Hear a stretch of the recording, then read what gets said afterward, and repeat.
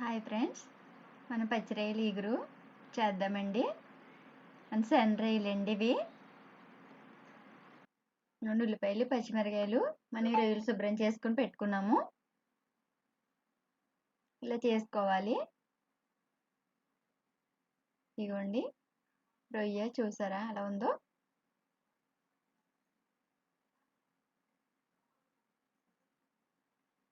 Oil తగినంత oil వేసుకొని మనం ఆయిల్ పెట్టెక్కాక పచ్చిమిరకాయలు వేసుకొని వేపుకోవాలి.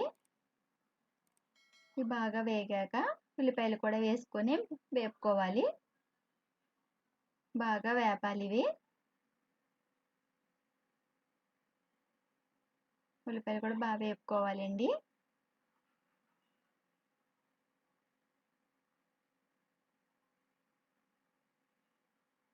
అలా 2 నిమిషాలు వేగిన తర్వాత మనం పసుపు కూడా వేసేసుకొని తర్వాత తగినంత ఉప్పు కూడా వేసుకోవాలి. వేసుకొని బాగా వేపుకోవాలి.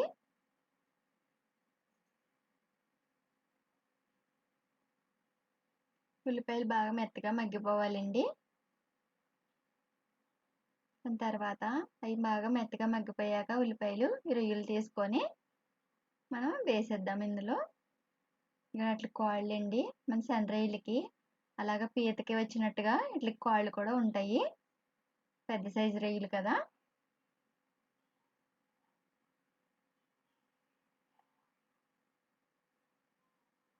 ఈ రొయ్యలు అంత తొందరగా దొరకవండి ఎప్పుడో కానీ. నచ్చితే లైక్ చేయండి, సబ్స్క్రైబ్ చేసుకోండి, మన ఫ్రీ ఆపర్చునిటీని ఆదరించండి ఫ్రెండ్స్. ఇలా బాగా అట్లనే 5 నిమిషాలు మళ్ళీ మగ్గనిద్దాము.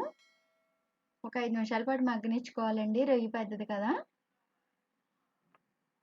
అలా నూనెలోనే కొంతసేపు మగ్గాలి.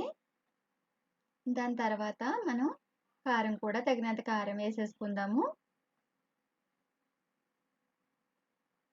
వేసేసి ఇట్లు మళ్ళీ అటు ఇటు మనం తిరిగేసుకోవాలి.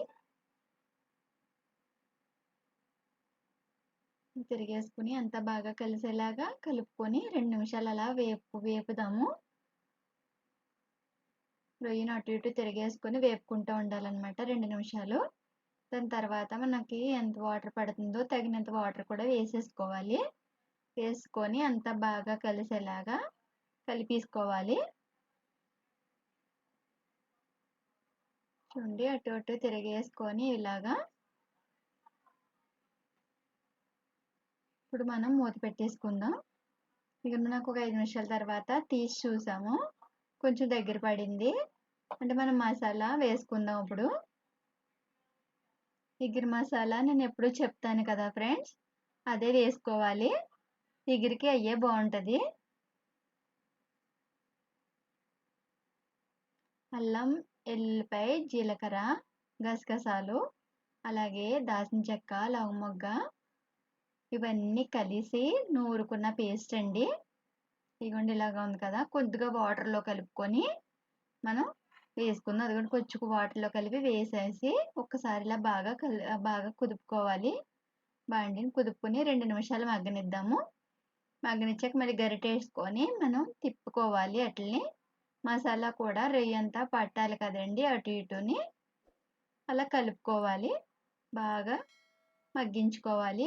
మళ్ళీ ఒక 5 నిమిషాలు మూత పెట్టేద్దాం. దాని తర్వాత బాగా ఇక్కడ మన కర్రీ ఇలా రెడీ అయిపోయింది. మన శనరొయ్యలు కర్రీ రెడీ అయిపోయింది ఫ్రెండ్స్. నచ్చితే లైక్ చేయండి, సబ్స్క్రైబ్ చేసుకోండి. మన